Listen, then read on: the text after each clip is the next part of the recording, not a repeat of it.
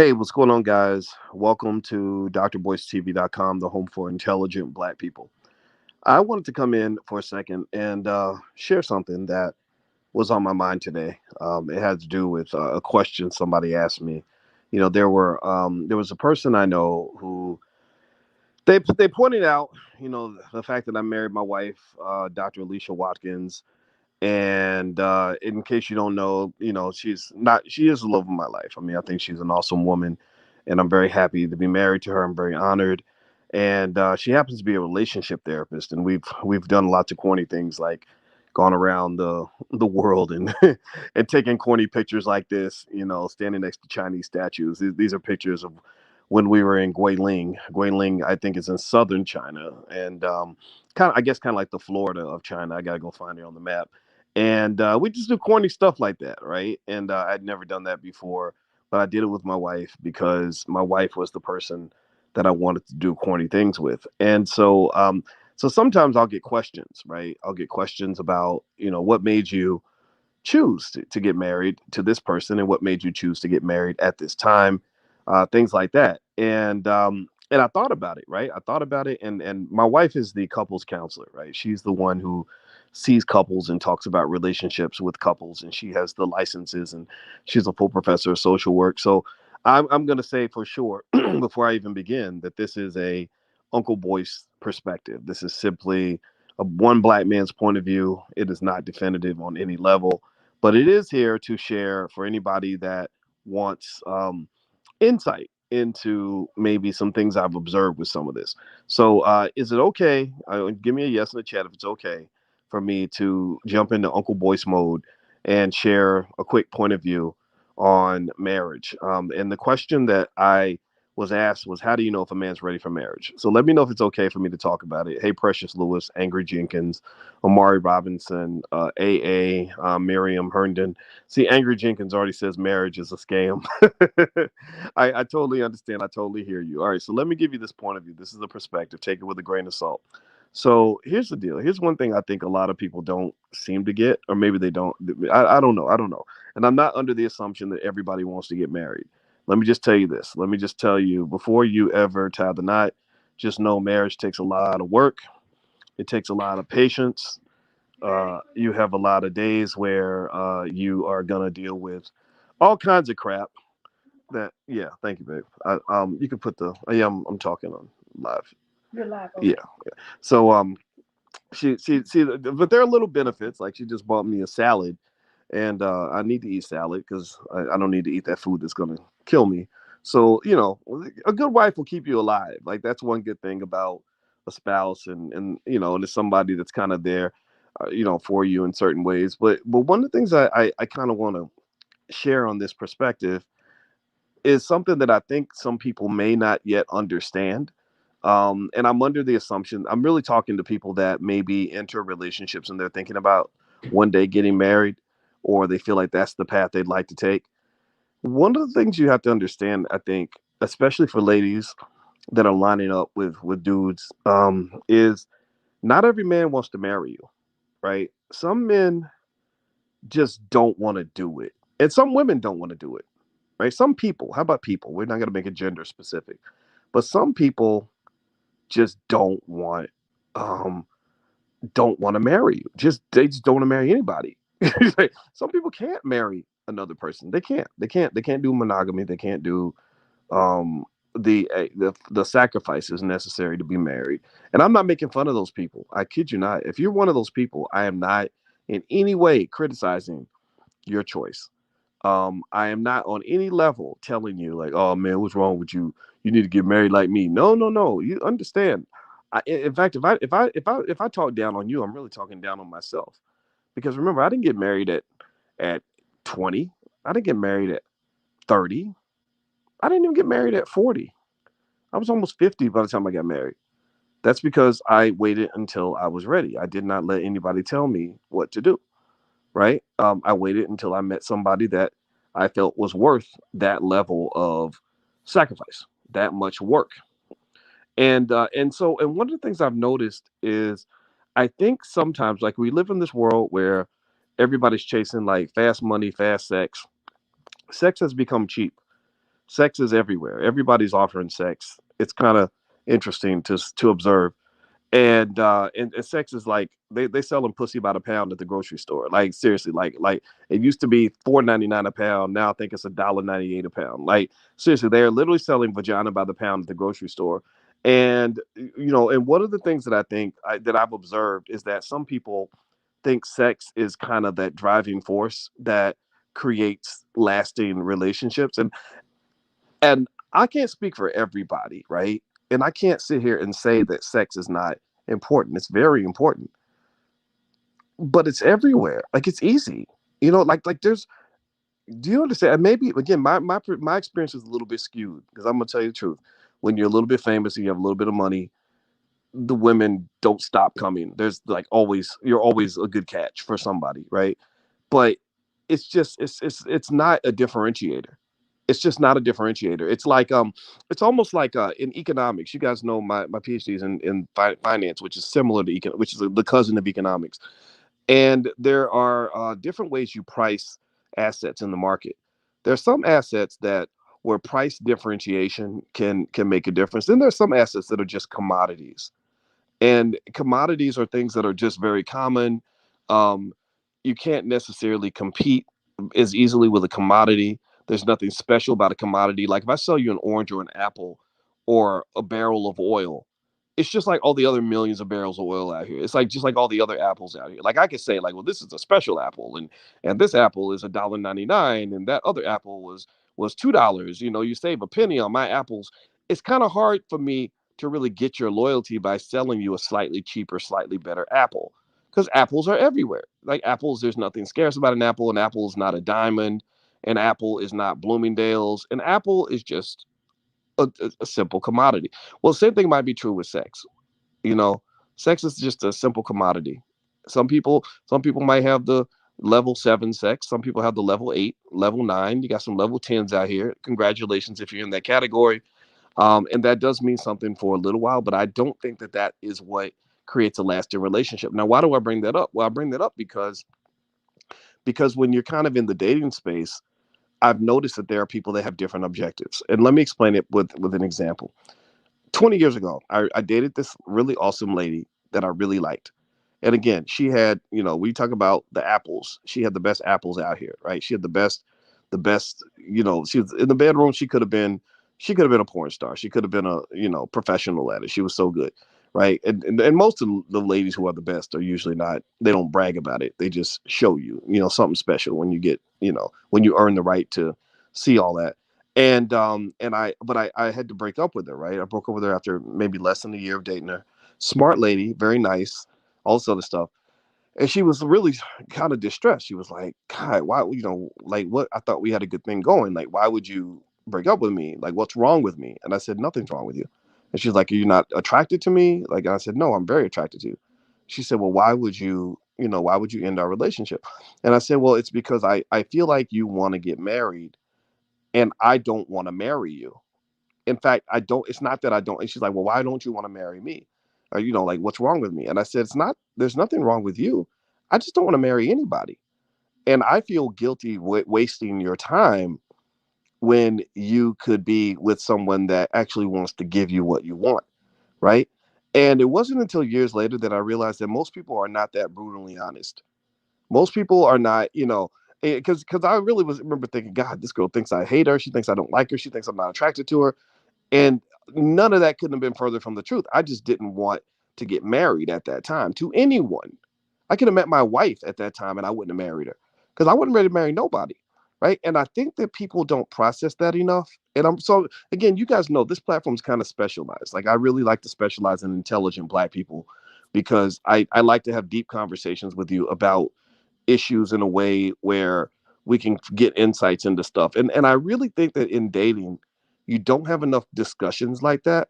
Like I think that there's this weird assumption that like if we're together long enough and everything goes well, then eventually there'll be some sort of permanent commitment. Like you work for almost like working for a company and you expect that if you do a good job, they'll give you a promotion.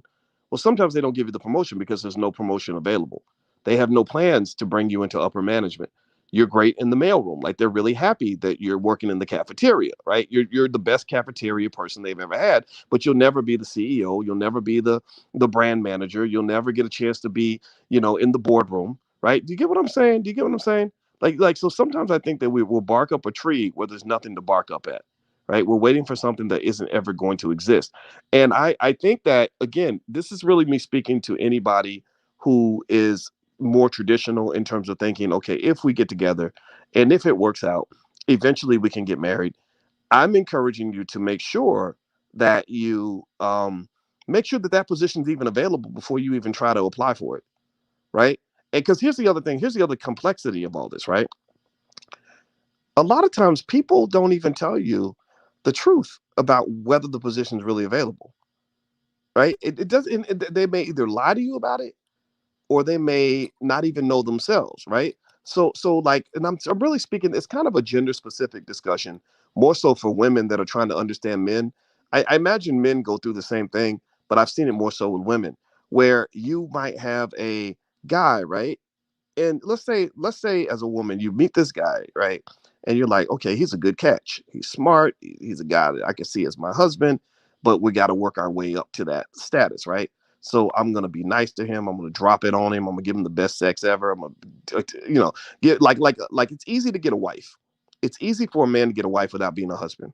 It's very easy to get a wife without being a husband. I hope that makes sense, because a lot of women are so good at being girlfriends that they give you every single thing, damn near, or it feels like you're getting damn near everything that a wife gives, except you don't have the commitment, right? And now, obviously, as a married man, I can say that there is a difference. There is a higher level of intimacy that does occur in a marriage that's a little deeper than the girlfriend boyfriend thing.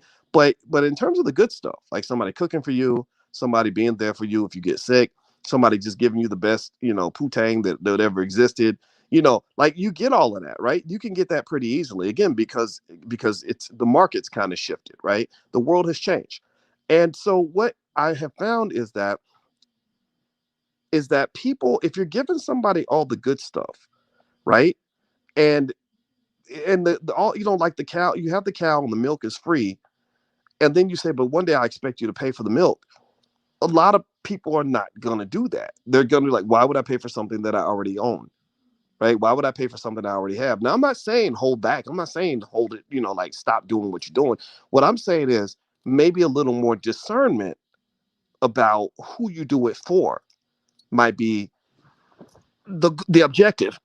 Now, in an ideal world, the perfect man, in my view, when it comes to figuring out who's ready for marriage and who's not, the ideal man is the man who will simply tell you the truth, who will simply, he because he knows himself and he is willing to share what he knows, right? So that's two levels of truth, right? Because sometimes people lie to you because even they don't even know they're lying, right? Like a guy says, yeah, I might get married, but I'm just waiting for the right one. I'm just waiting for the one. But you done dated 47 women, like, you ain't met the one yet.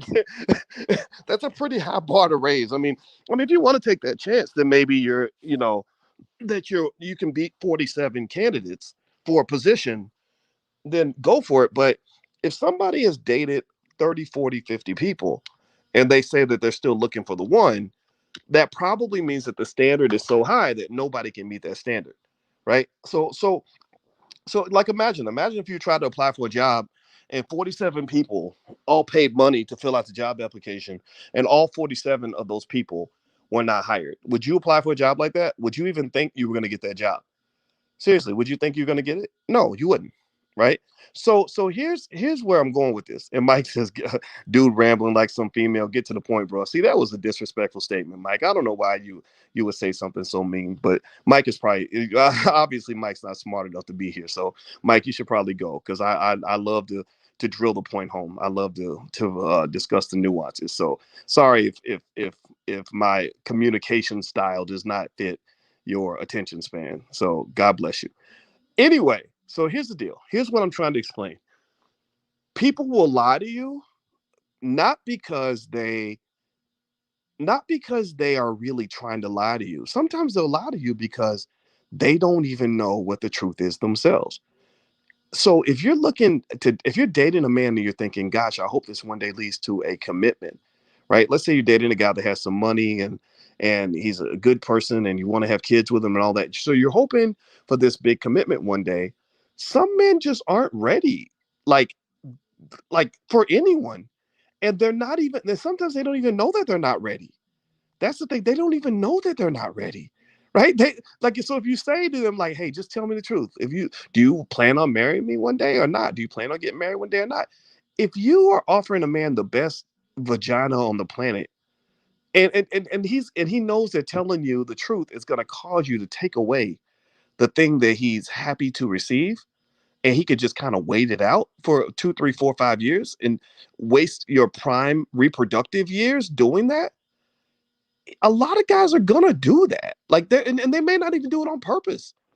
Some guys may do it, you know, deliberately just to be selfish. And there are people out there like that. But then there are some people who may do it because they really are thinking about it. They really are like, yeah, maybe one day I'll be ready for marriage. But you gotta understand, like when a woman hits about 29 or 30, like her sex drive goes way up, and the reason her sex drive goes up is not because she's something's wrong with her. It's because her body is saying, okay, we need to have a baby. Come on now, come on now, come on now, we need to go ahead and get pregnant with somebody, right? So you have these different guys that come into your life, and women just don't have, and it probably sounds sexist to say it, I don't know, but women don't have the same amount of time as men. We can pretend, but you can't fake out mother nature. Like there is a breeding um, process that has to occur before a certain time. So I've seen guys. Let's give you an example. And I'm not attacking anybody's dating style. I promise you, I'm not. If whatever category you're in, please don't think I'm judging you.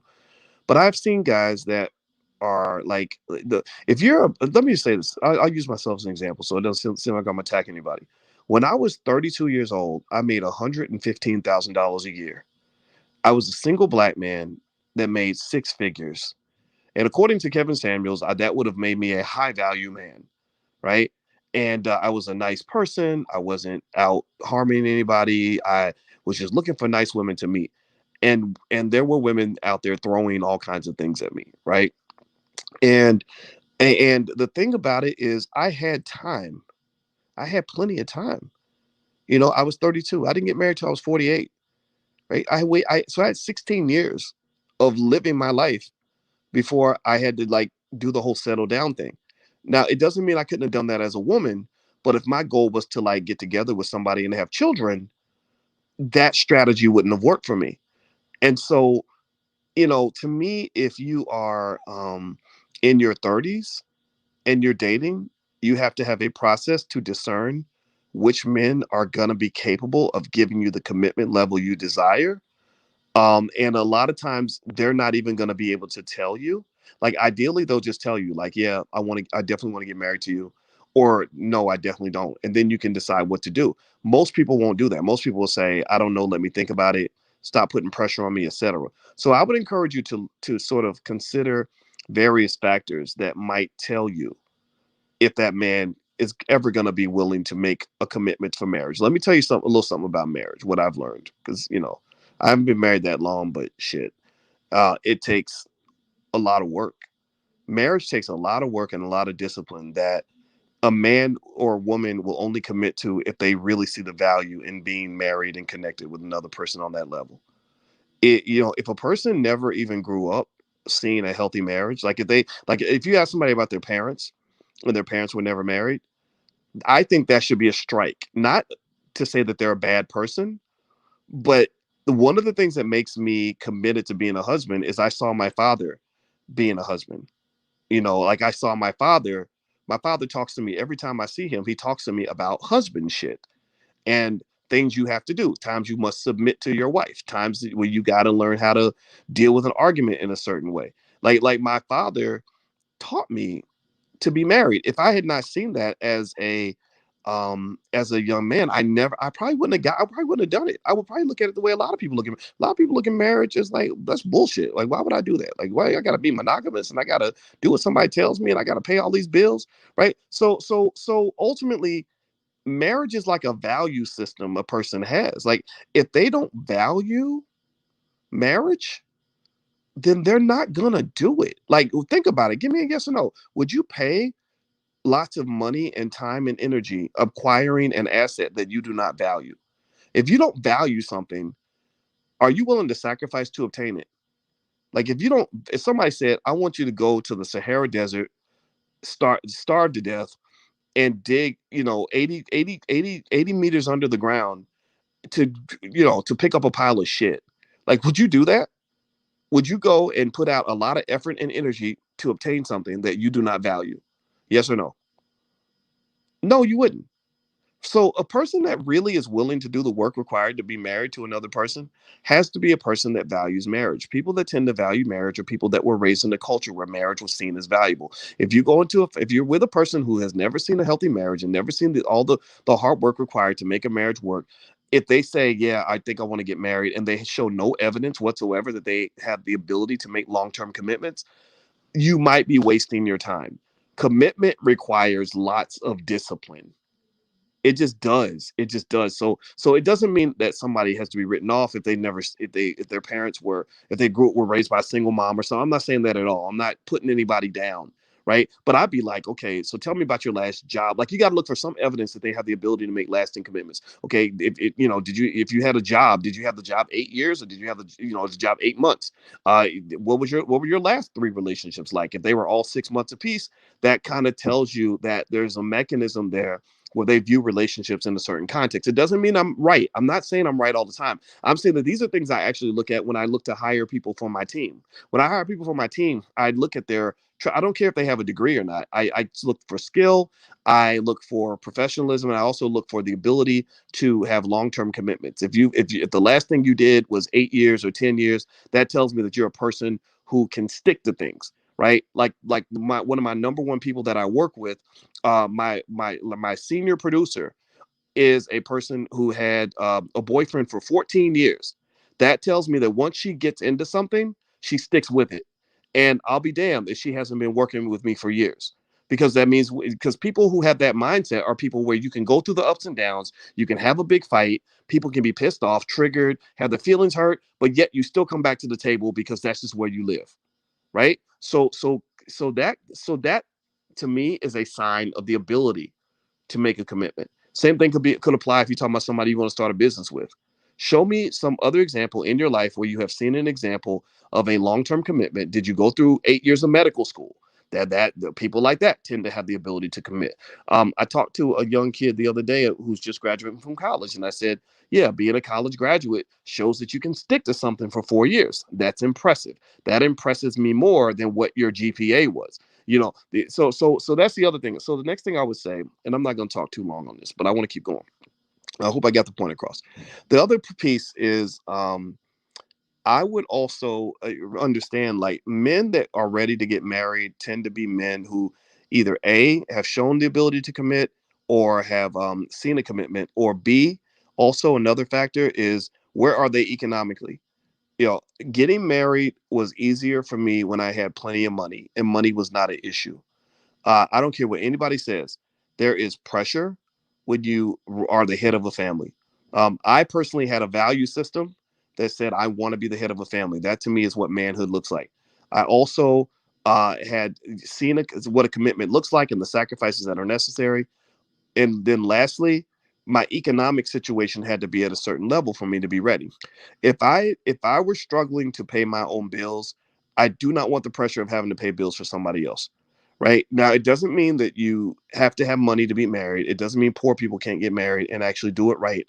I'm just saying that generally speaking, if you're dealing with a man who is flip floppy economically and he's struggling and he's arguing with you over who's gonna pay the tab at Wendy's, or whatever the hell y'all just did, like, that's not typically, in my view, a guy who's gonna be ready for, like, the hard work of being a husband and being a father, right?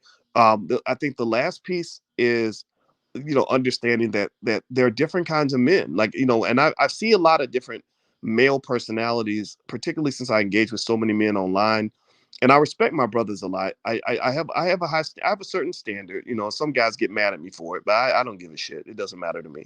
But what I've noticed is that, based on culture, age, education level, income level, you get different manifestations of manhood. Also, you have some men who may not be able to ever just commit, just because maybe some men have a lot of people have sex addictions. They have stuff like porn out here. That's like, again, sex is cheap. It's everywhere. So some people can't even fathom the idea of trying to do monogamy. Some people don't want responsibility. I value responsibility. That's why I enjoy it. I don't enjoy it because responsibility is fun. Responsibility is hard. It's hard being in charge of a woman and a bunch of kids. But I like that because it makes me feel good. It's like, yeah, I'm the king. This is my castle. Look at me. Look at me. But that's my image of manhood. Where some men have an image of manhood that is, look at all the women. I look at all my bitches and I get in all the sex and whatever. And that's maybe something, now I will say that the age also matters too, right? So a guy in his 20s or maybe his 30s might be in that first zone, whereas maybe the guy in his 30s or 40s or 50s might be in the second zone, where he says, you know what, I've had the chance to be wanted by women. I know what it's like. Like, I can literally completely in my head visualize what my life would look like if I had a lot of women around, right? Because I've had that before. I've had that offered to me. I've seen it up close. I've experienced things, right? And like life, you live life. And so what had to occur, at least for me, was I had to get to the point where I could see family as being a positive alternative to that, where I actually start looking at that other life, that free and easy life, where you're kind of going around doing whatever you want. And I actually see the downsides of that, right? I see the traps of that. I see babies, mamas, and drama, and STDs, and chaos, right? And and typically, in my view, again, I can't speak for every man, but in my view, when men get to the point where they're really trying to build something, like they're really trying to build like an empire and a family and all that, they want structure. They want structure. Like, I would use an example of like mafia gangsters. Like mafia gangsters, you know, like they can run up and kill people. They can run up and do whatever they want. They can just act a fool and whatever. But typically the bosses are more stable. The bosses are like, no, we're not trying to go out here and cause drama. We're not trying to start a war, even though we could probably win the war, but we don't want to go to war, right? We want structure. We want stability. We want something that is an institution. So what I would say at the end of the day, um, women that are looking for a certain outcome in a relationship, like if you're looking for commitment, I encourage you to get really good at understanding what a man looks like when he's going to be ready for commitment. And then at that point, maybe give him a year and a half. I think at some point within the first year and a half, if you're putting your best foot forward, like you're working on yourself, you're making sure that like, and I would learn, like, if you're trying to be a wife, like, learn from the wives out here. Like, don't learn from the hoes. The hoes can teach you how to be hoes, right? But the wives can teach you how to be wives. Hoes and wives are not the same, right? Don't get me wrong. The wives have all the skills that the hoes have, but the hoes don't have the certain skills that the wives have. The wives have skills hoes don't have, right? But the wives know when the hoes are doing whatever hoes do. Like, wives understand that. Wives understand that probably better than anyone else. Like, literally, men who've experienced life a little bit know that, like that woman who's kind of like figured out how to make a man happy in all our little weird little ways. Those women actually are the best when it comes to almost everything. You know, and you know what I'm talking about. I'm not trying to be too graphic here, but seriously, like they know, like the hoes are like, okay, let me show my booty and let me like give him some good sex or whatever, and I can get a Gucci bag, right? Whereas the wives can see through all of that and they understand like a different level of womanhood that transcends the superficial and the lower vibrational generic nonsense, the commodification of womanhood that's out here. Remember, your goal in a marketplace, and dating is a marketplace. Remember, I'm an economist, so I see markets everywhere. Your goal in a marketplace is not to be a commodity. When you're a commodity, you're cheap. Commodities are easily replaceable. If I'm selling apples or barrels of oil, I can easily replace that. It's very hard to differentiate if you're just a commodity. But when you become special, unique, and different, that's when you go to that higher level, those higher dimensions of womanhood. That's when you get that, what I call that Felicia Rashad persona, right? If you remember Felicia Rashad, her character Claire Huxtable on the Cosby Show, I know she was fictional, but she presented this kind of womanhood where she's every bit as attractive as any hoe on the street, right? There's no street woman that's prettier than Felicia. Like, she was gorgeous, right? And very sexy and all these other things, but she possessed so many other things that really encapsulate the magic of womanhood, right? Like I gave life to these people and I run this household like a black mother and I can cook for everybody and I'm giving life to everybody else. Like that's like a specialness that a wife carries that makes you say, that's my wife. Like, okay, the hoes are always out there. We know what's out there. We know what the commodities look like, but none of the commodities can ever compete with this thing that's in front of me right now. Like this person that's in front of me right now. Like she's special. She's almost like a goddess in your eyes. And I encourage you, ladies, like if you find a man that sees you in that light, that really can identify your specialness in that really meaningful way where you can't be replaced by anything or anyone on this planet, that's a guy you probably want to marry, in my opinion. I don't really think you want to marry like sometimes we just chase after the best looking person we can find or the best so-called catch, or we base our attraction to other people on how we feel about what they possess, right? We base it on what they look like or how much money they have or whatever, right? But I actually gauge a lot of my attraction to my wife, not just on how I feel about her, but I gauge a lot of it on how she feels about me. Right. The fact that she feels that I am like the greatest fucking thing since sliced bread makes me love her that much more, right? Whereas I've noticed some people do it the opposite. Sometimes the more somebody likes you, the less you like them because they're not a challenge anymore. You know what I'm talking about? Like you have some people that do that. I think that's a less mature way of looking at relationships. Because here's the thing, like I feel like I'm special. I know that I'm special, right? And the fact that you know that I'm special makes me respect you more. And that makes me want to invest in you more because I know I'm going to get that back. Whereas if I think you're special and you think I'm a loser, then that means I'm going to pour into you and you're going to pour nothing back into me. I'm going to pour into you and you're going to drain from me. Those are very unhealthy, unhappy, toxic relationships. You have no bargaining power in relationships like that where you're chasing somebody who doesn't really want you. Like that is a horrible situation to be in because you can't negotiate shit. If you ever take a stand on any issue, they're going to dump you. They're going to run away. They're going to walk away because they're going to be like, well, I got to deal with your raggedy ass. I can replace you in a minute because in their mind, you're a commodity. You can be replaced with a phone call.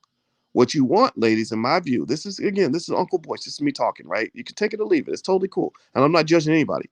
But I'm telling you, that man that really adores you is the man who will fucking move a mountain to be next to you. Like he will walk 85 miles just to give you a kiss on the cheek. Like he will kick anybody's ass to defend you. Like he will be honored to be next to you. And I can say that. And I can say just in general, like I feel that way about my wife. Like my wife is like, it's like, holy shit, I'm married to this lady. Oh my God. So it's kind of one of those things where I just encourage you, like, look for those things. Like when you're looking at a man, don't just pick a dude because he's fine. Like, does he think you're fine? Like, is he really into you? Also, again, the commitment thing. Commitment is a culture, right? I'm not dissing anybody that doesn't want commitment. I totally understand. I totally get it. Because like in other areas of my life, I don't commit to things, right? Because I don't want the pressure of the commitment, right? So in some areas I don't commit to anything, right? Like if you say, "Hey boys, can we have a meeting, next week?" I'll be like, "I don't know, let me think about it," right? So commitment is hard, right? So there has to be a culture, there has to be a value system that says that I want to commit to this thing. And here's why, right? So typically the men that are ready to be married, in my view, tend to be men who have a value system that says a committed man is a better man.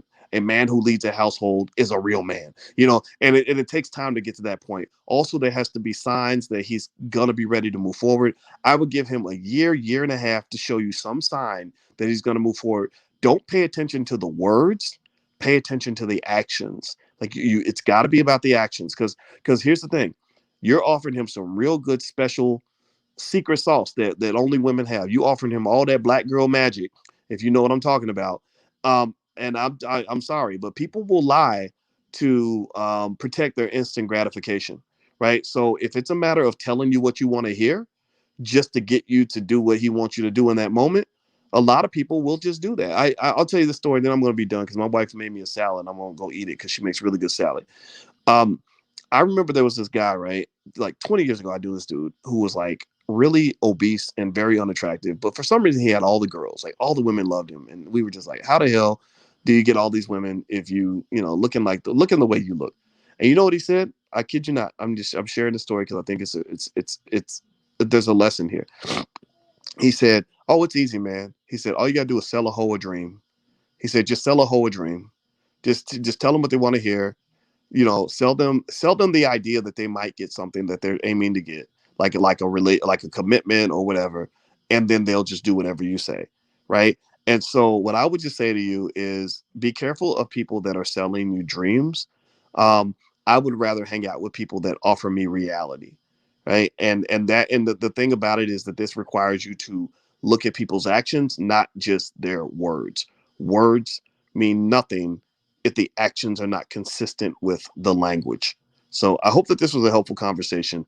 For some reason, I felt the urge to share this.